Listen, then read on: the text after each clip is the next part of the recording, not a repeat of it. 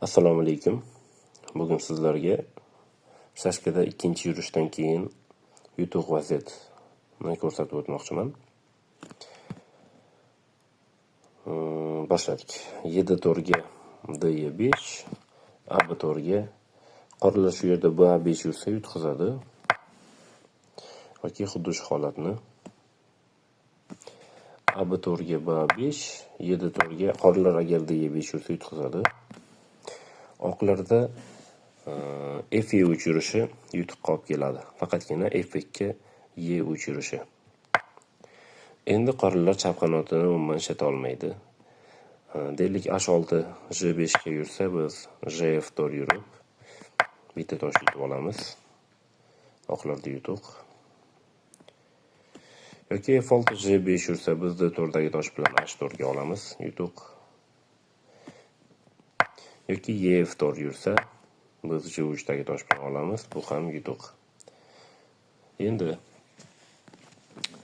qoralarda bor variantlarni ko'rib chiqamiz. Qoralarda AB6, CB6, YD6, CD6 variantlari bor. Hozir hammasini ko'rib chiqamiz. Deylik AB6 yursa, AB6 ga biz BC5 hujum qilamiz. Qoralar tosh yo'qotmasligi uchun majbur yopishga. BA7. Biz E4 hujum qilamiz.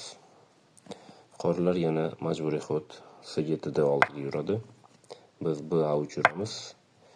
Razmendan keyin qorilar E5dagi toshini himoya qila olmay qoladi. Shuni hisobiga yutuq. Qaytamiz. Demak, biz AB6 variantini ko'rib chiqdik. Endi CB6 variantini ko'rib chiqamiz.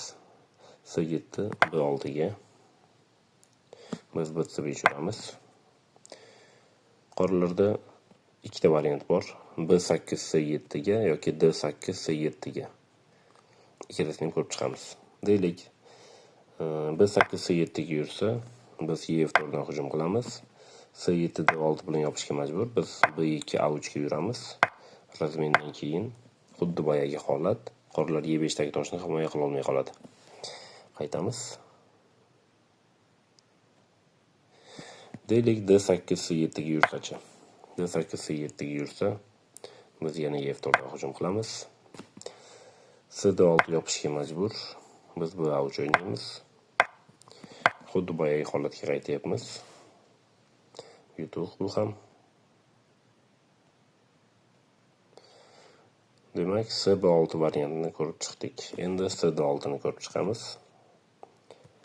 CD6 ga biz B3 o'ynaymiz.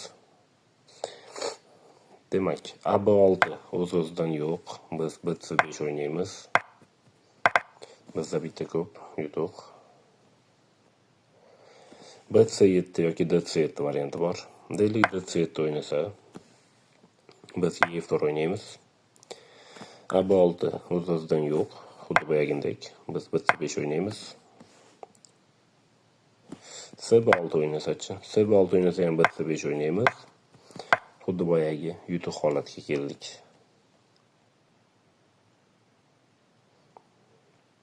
Endi BC7 variantini ko'rib chiqamiz. B8 C7 ga biz E4 o'ynaymiz. Yana CB6 bizda variant bo'lib qolyapti. Biz BC5 o'ynaymiz. Xuddi boyagi yutuq holatga yana qaytib keldik.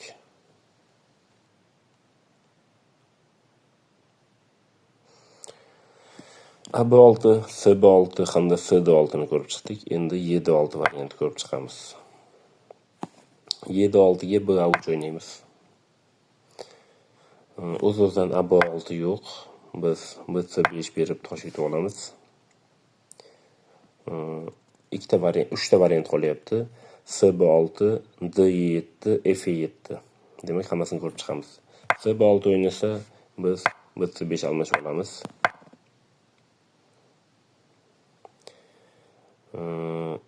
F7, D7 varianti bor. Hamda BC7 ham bor. U tezlik qiziq. BC7 ga CD6 ham yoki E4 ham yutuq.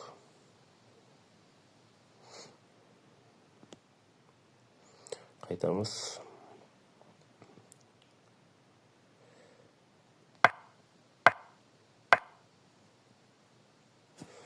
Demak, endi D7, D7 hamda F7 ni ko'rib chiqishimiz kerak. D7 o'ynasa biz E4 hujum qilamiz. Qoralarda bitta temp yetmay qolyapti himoya qilish uchun.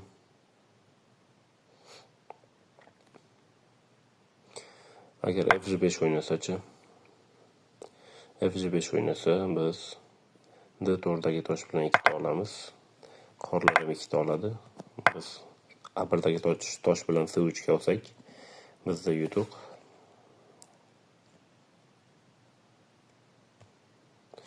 Endi D7 variantini ko'rib chiqishimiz kerak. D7 bizda E4. Qoralarda E5dagi toshni himoya qilish imkoni yo'q. F8 E7 ga yursa ham biz E4 yuramiz. Xuddi boyagi holat, yutuq holat.